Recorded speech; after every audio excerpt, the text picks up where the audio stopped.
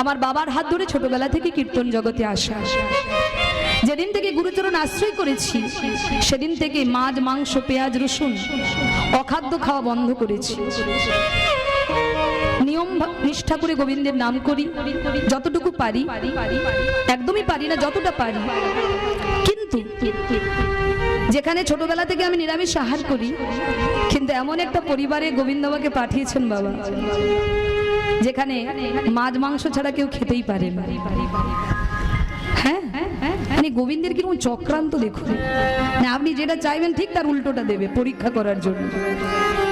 যে কত তুমি ভালোবেসেছো আমায়, কতটা আমার নামকে তুমি ভালোবেসেছো, নাকি শুধু টাকা রোজগার করার জন্য আমার নাম করছো, বড়লোক হবার জন্য নাম করছো, গাড়ি বাড়ি ব্যাংক ব্যালেন্স করার জন্য আমার নাম করছো, নাকি প্রকৃত আমাকে ভালোবেসে নাম করছো, তার প্রমাণ তো সুচিত্রা তোমাকে দিতে হবে। তাই মা এমন একটি পরিবারে আমাকে পাঠালেন যেখানে কেউ কৃষ্ণ ভক্ত নয়, কেউ নয়, এবং পুরুষ সদস্য যারা আছে সবাই মদ্যপান করে, নেশা করে। সেই পরিবারে পাঠিয়েছে। এমন কোনোদিন বিয়ের পর রাত কাটেনি যেদিন চোখের জল আমার পড়েনি মা। কত কেঁদেছি যে গোবিন্দের কাছে। প্রত্যেকদিন স্নান করে গুরু পুজো করতাম, আর গুরুদেবের চরণ দুটি জড়িয়ে ধরে সেই প্রতিচ্ছবিটাকে জড়িয়ে ধরে কাঁদতাম আর বলতাম, আমাকে কোথায় পাঠিয়েছ? আমি এই পরিবেশে থেকে তোমার নাম গাইব কি করে? কেউ যে কৃষ্ণ নাম করে না, কি করে তোমার নাম গাইব আমি? সকলের মাঝে আমি একা, কি করে রক্ষা করব আমার এই ভজন পথ? আমার স্বামী বেঙ্গল পুলিশে চাকরি করেন বাবা, উনি ভীষণ ভালো মানুষ। আজকে ওনার সহযোগিতাতে আজও আমি প্রোগ্রাম করছি বাবা। কিন্তু আজকে দেখুন, যে পরিবারের মানুষ মাছ মাংস ছাড়া খেতে পারত না, যারা অসৎসঙ্গ করেছে, আজকে গুরু গোবিন্দের কৃপায়, আপনাদের মতো সাধুগুরু বৈষ্ণবের কৃপায় সেই পরিবারের মানুষগুলো সবাই কৃষ্ণ ভক্ত হয়েছে। আমার শাশুড়ি মা, শ্বশুর মশাই, আরো যারা আছেন, আমার শ্বশুর মশাই এবং শাশুড়ি মা নিত্য গোবিন্দের সেবা না দিয়ে জলগ্রহণ করে না। প্রত্যেকদিন বাড়িতে আরতি কীর্তন হয়, তুলসী পরিক্রমা হয়, বাল্যভোগ অন্নভোগ দুটোই হয়। এই যে এত পরিবর্তন, এত বড় একটা পরিবর্তন, সবই আপনাদের মতো ভক্তের কৃপায়। এবং আমার একটি ছেলে আছে বাবা, যার নাম হলো কৃষ্ণ গোপাল, যার বয়স এই 10 বছর। সে কোনোদিন ওসব আহার করেনি, মাছ মাংস এসব কোনোদিন খায়নি, আর খাবেও না। প্রত্যেকদিন তিলক স্মরণ করে স্কুলে যায়, রোজ স্নান করে তুলসী তলায় জল দেয়, গোবিন্দকে প্রণাম করে, তারপর সে স্কুলে যায়। আপনারাও যদি আপনাদের সন্তানকে কৃষ্ণ ভক্ত করতে চান, তাহলে আপনারা নিজে আগে আচরণ করুন, আপনার বাড়ির মানুষগুলো তারাও আপনার দেখে দেখে শিখে নেবে। তাই বাবা, এই যে আমি কীর্তন গান করে যতটুকু রোজগার করছি, আমার বাড়ি হচ্ছে পূর্ব মেদিনীপুর জেলা, থানা পাঁশকুড়া, জেলা পূর্ব মেদিনীপুর, আর গ্রাম হলো হরিনারায়ণপুর। নামটা শুনুন, গ্রামের নাম হরি নারায়ণ, হরিযুক্ত নারায়ণ। তাই আমার জীবনের ইচ্ছা, স্বপ্ন, গোবিন্দ যেমন আমাকে ওই জায়গায় পাঠিয়েছে হরিনারায়ণপুরে, তাই আমি প্রতিজ্ঞা করেছি আমি আমার ওই হরিনারায়ণপুর গ্রামকে একদিন হরি আরাধনার জায়গা গড়ে তুলবই তুলব। তাই বাবা, এই যতটুকু কমিটি দাদারা আমাকে দেবে, আমার এই উপার্জিত অর্থ এবং আমার স্বামীর সহযোগিতায় এবং আপনাদের মতো বহু ভক্তের সহযোগিতায় আমি আমাদের গ্রামে 1 বিঘে জায়গা কিনেছি, যেখানে রাধা গোবিন্দের মন্দির নির্মাণ হচ্ছে। যেখানে রাধা গোবিন্দের মন্দির নির্মাণ হচ্ছে, শুধু ভগবানের সেবার ব্যবস্থা নয়, যেখানে ভক্তের থাকার ব্যবস্থা চলছে। তাই আপনারা আশীর্বাদ করবেন, আজকে কমিটিকে দান করুন মুক্ত হস্তে। যদি আপনাদের কোনোদিন কখনো মনে হয় রাধা গোবিন্দ মন্দির নির্মাণের জন্য আপনারা যদি আমাকে কোনোদিন সহযোগিতা করেন, ফোনের মাধ্যমে যোগাযোগ করবেন। আপনাদের সহযোগিতা, আপনাদের দান আমার একান্তই প্রয়োজন। নিতাই গৌর হরি হরি বল। তাই বাবা, যে কথাটা বলতে গেলাম, সাধনা করুন। শুনেছি ভগবানের কাছে যে যা চায় তাই পায়, তার জন্য সাধনা করতে হবে। যেই না বলেছে বাবা, খুব মন দিয়ে শুনুন। বিল্ল ঠাকুর বলছে, তুমি সত্যি বলছো চিন্তা? আমি যদি জগৎ চিন্তামণিকে পাই, তুমি আমার হবে চিন্তা? তুমি সত্যি আমার হবে? কথা দিলাম ঠাকুর। একজন নারী কি করতে পারে দেখুন। একজন কৃষ্ণ বিমুখকে কেমন করে কৃষ্ণ ভজন পথে নিয়ে যাচ্ছে দেখুন। তুমি যদি পারো, আমি কথা দিলাম, আমি তোমার দাসী হব ঠাকুর। যেই না বলেছে উনি বিল্ল ঠাকুর চিন্তামণির চরণটা জড়িয়ে ধরেছে। চিন্তা, আমি যে শুনেছি গুরুচরণ আশ্রয় না করলে নাকি গোবিন্দ চরণ পাওয়া যায় না। তাই আজ থেকে তুমি আমার প্রেমের গুরু। তুমি আমাকে আশীর্বাদ করো চিন্তা। আমি যেন বৃন্দাবনে গিয়ে শ্রীকৃষ্ণের দর্শন পাই। চিন্তা, আমি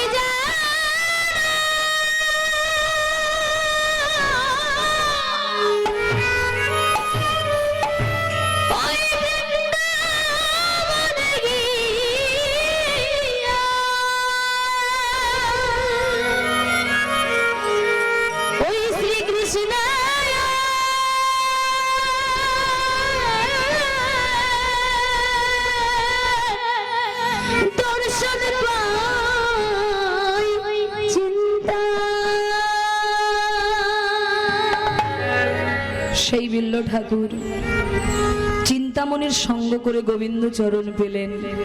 বাবা, কাম কৃষ্ণ কর্মাপ্রণে, কামটাকে কৃষ্ণ সেবায় লাগিয়ে দাও। কাম কুটিলা, ভজনের বাদী। আবার ওই কামটাকে যদি আমরা কৃষ্ণ সেবায় লাগিয়ে দিতে পারি, ভজনের পথে লাগিয়ে দিতে পারি, তাহলে কিন্তু পরিবর্তন ঘটে যাবে। অহংকার হলো আয়ান, কাম হলো কুটিলা।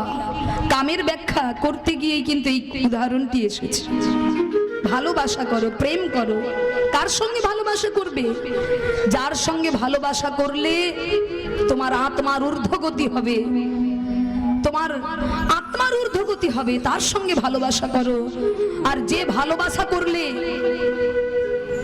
যে প্রেম করলে, যে ভালোবাসা করলে তোমার আত্মার অধোগতি হবে, সেই সঙ্গ তোমরা করো না। ভালোবাসার ভালোবাসা ভাঙা ঘরের ভালোবাসা নয়। তাই একজন নারী পারে একজন পুরুষকে সঠিক পথে নিয়ে যেতে।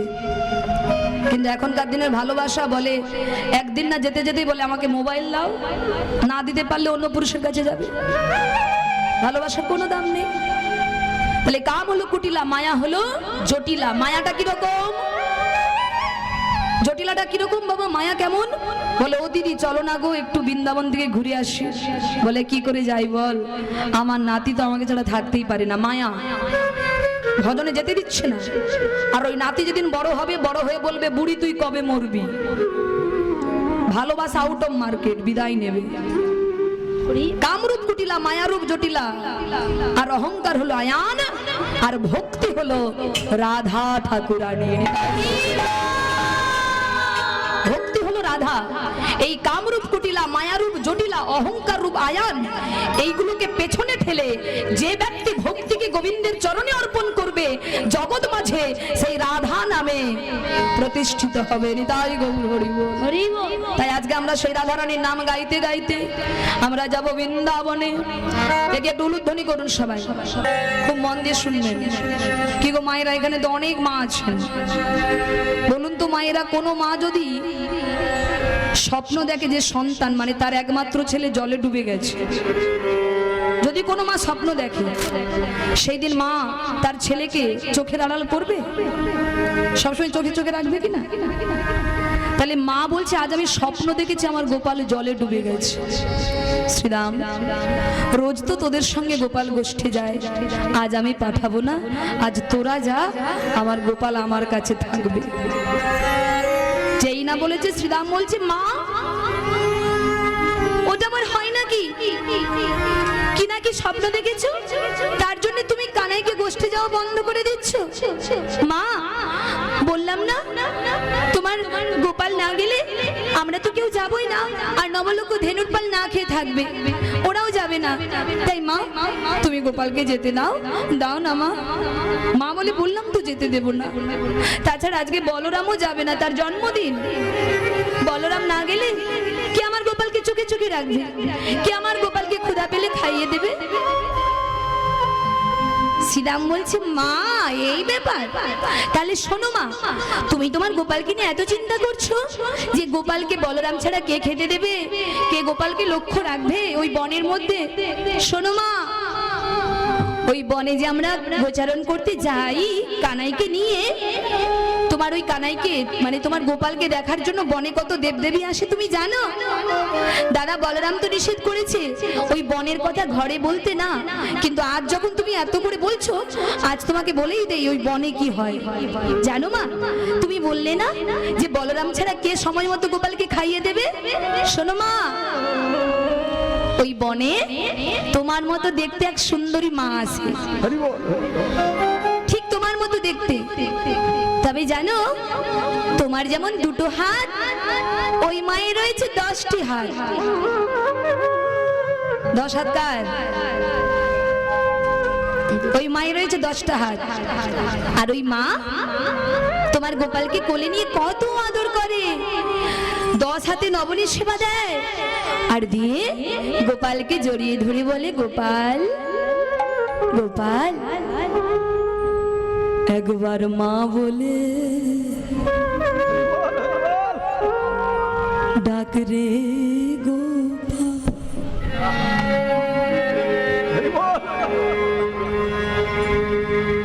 গোপাল তুই যে আমার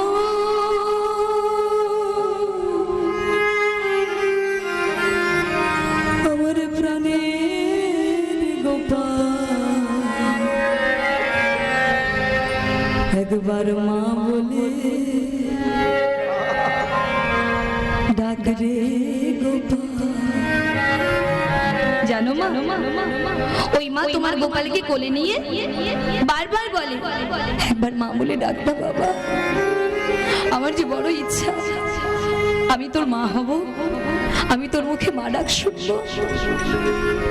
কি গো মায়েরা, এখানে যত মা আছেন, বাবাদের কথা বাদ দিন, মায়েরা যারা আছেন, কে কে গোপালের মা হতে চান একটু হাত তুলুন তো দেখি।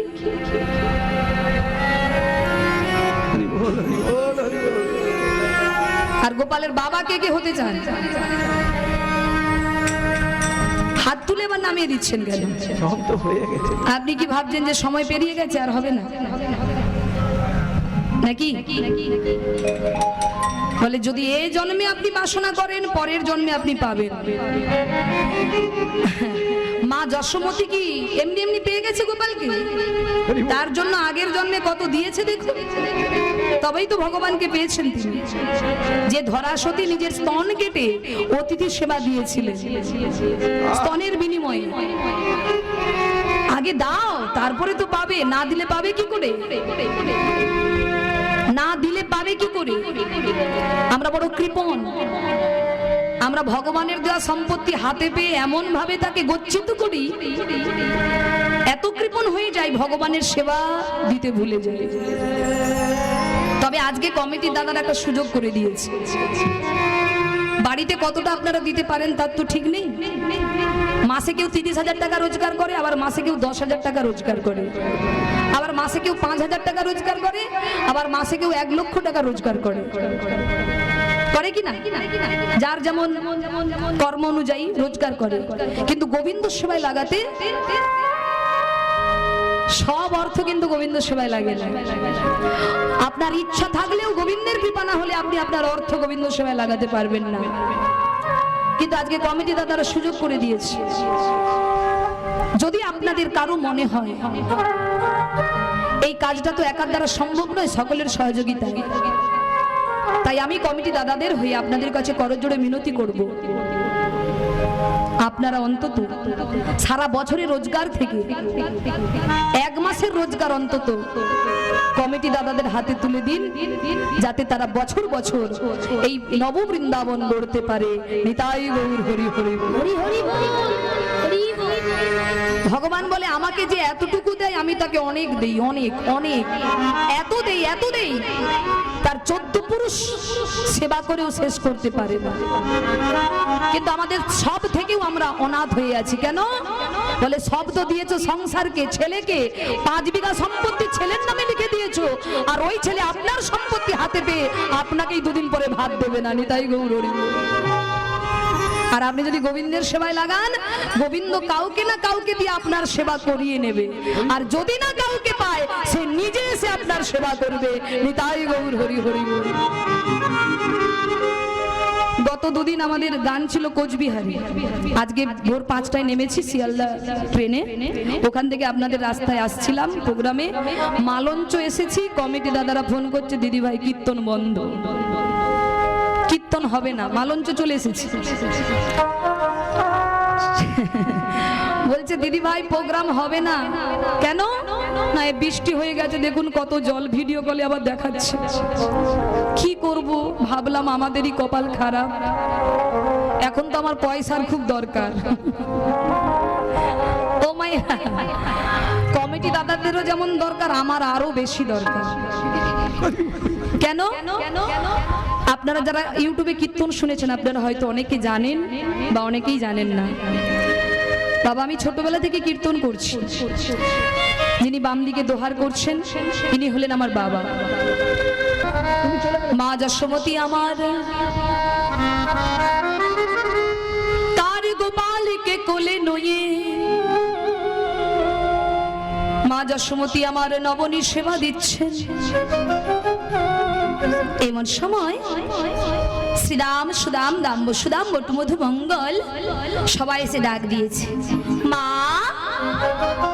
ও মা, কত বেলা হয়েছে দেখেছো, আর এখনো তুমি কানাইকে কোলে নিয়ে রেখেছো। মা এবার আমাদের কানাইকে আমাদের সঙ্গে যাবার অনুমতি দাও, এবার তো আমরা গোষ্ঠে যাব। জানো মা, কানাই গোষ্ঠে না গেলে আমরা তো কেউ গোষ্ঠে যাবই না, আর ওই যে নবলক্ষ ধেনুর পাল ওরাও কেউ গোষ্ঠে যাবে না। তাই মা এবার কানাইকে যাবার অনুমতি দাও। যেই না বলেছো অনুমতি দাও, অমনি মা যশোমতী শ্রীরামকে ডেকে বলি, ওরে শ্রীরাম, ওরে সুদাম, আজ আমি গোপালকে গোষ্ঠে যেতে দেব না, দেব না। সে কি? ও মা, এসব কি কথা বলছো তুমি? গোপালকে যেতে দেবে না মানে? কারণ বাবা আজ আমি গোপালকে একবারের জন্য আমার নয়ন ছাড়া করব না। কেন সেটা তো বলবে। জানিস বাবা, আজকে আমি খুব একটা খারাপ স্বপ্ন দেখেছি। স্বপ্ন? ও মা, কি এমন স্বপ্ন দেখেছো যার জন্য তুমি আমাদের কানাইকে আমাদের সঙ্গে যেতে দিচ্ছ না? বলো না ও মা, কি স্বপ্ন দেখেছো? বাবা শুনবি, তোরা শুনবি আমি কি স্বপ্ন দেখেছি? তাহলে শোন শ্রীরাম, আমি কি স্বপ্ন দেখেছি জানিস? আমি স্বপ্নে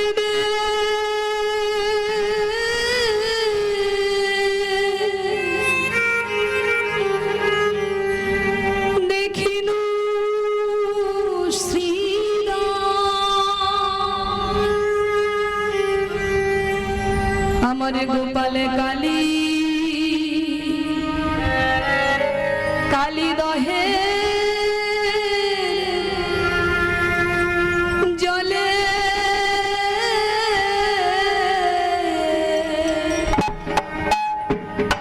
আমি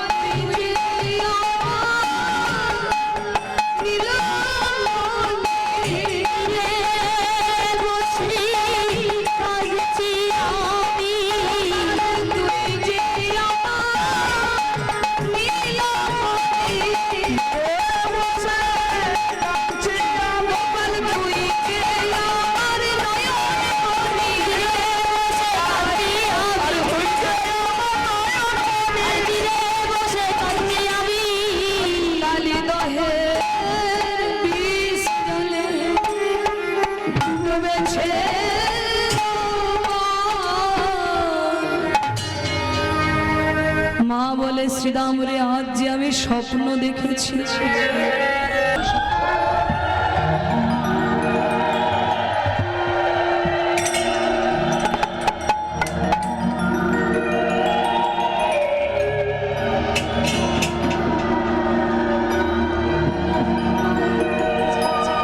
একবার বলো রাধে রাধে না,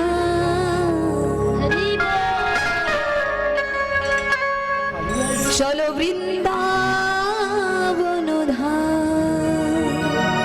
সাউন্ড দাদা আপনি এখানে থাকুন, সাউন্ড চলে যায় কেন? একবার বলো রাধে রাধে না, চলো বৃন্দাবন ধাম।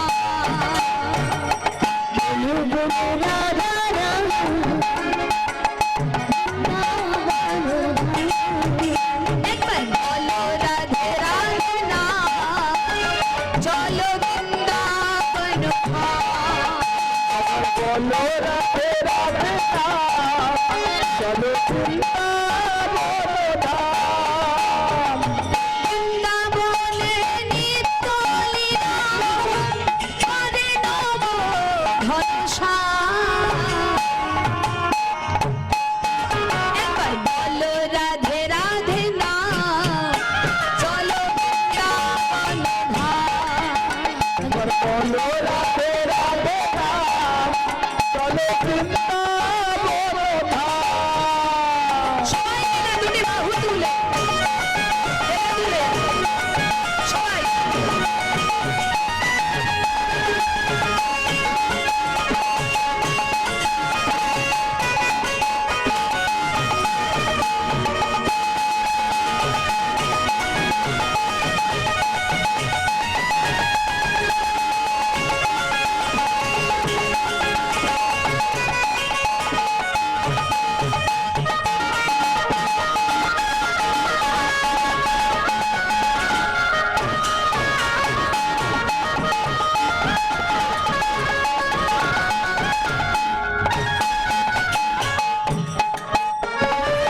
জগায়ার মাথায় নাচে দুটি বাহু তুলে, গৌরার নিতাই নাচে হরি হরি বলে।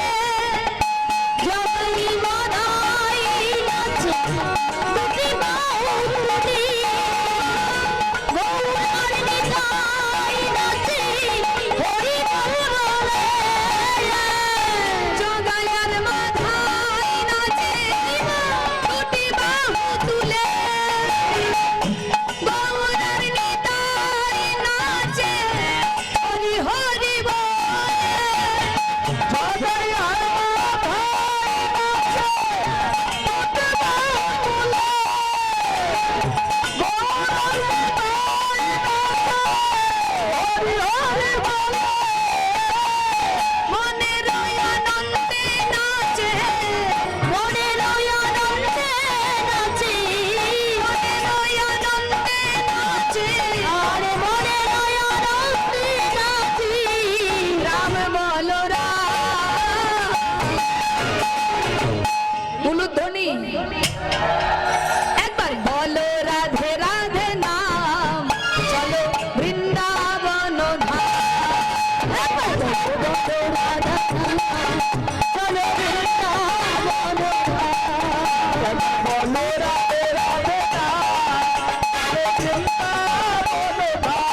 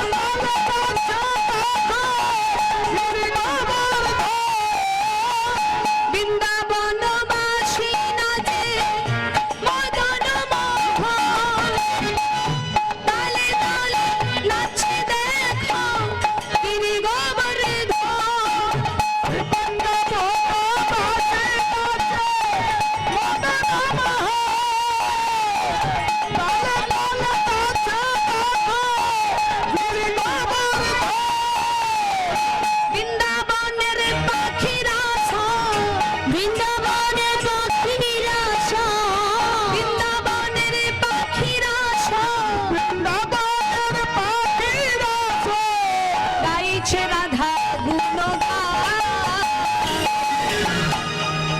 রাধা রানী কি বলো রাধে রাধে না, চলো বৃন্দাবন ধাম। বলো বলো রাধে না, বৃন্দাবন ধাম। চলো বৃন্দাবন ধাম।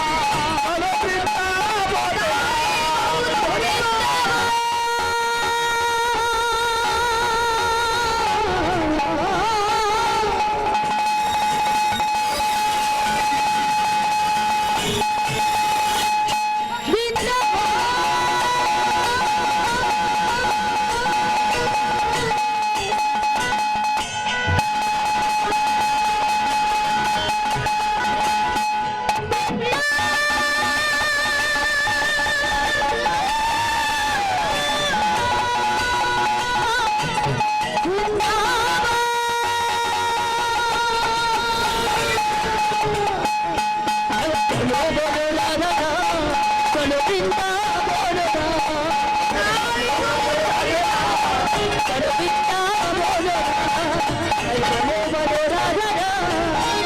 চলো বৃন্দাবন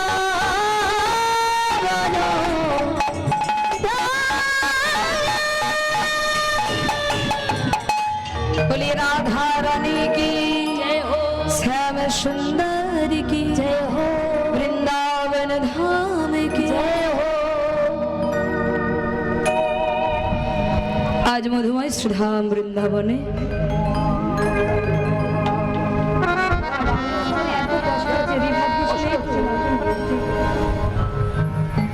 जय राधे। আজ বৃন্দাবনে আজকে মা দুর্গা বলছেন গোপাল, আমি তোর মুখে একবার মা ডাক শুনবো।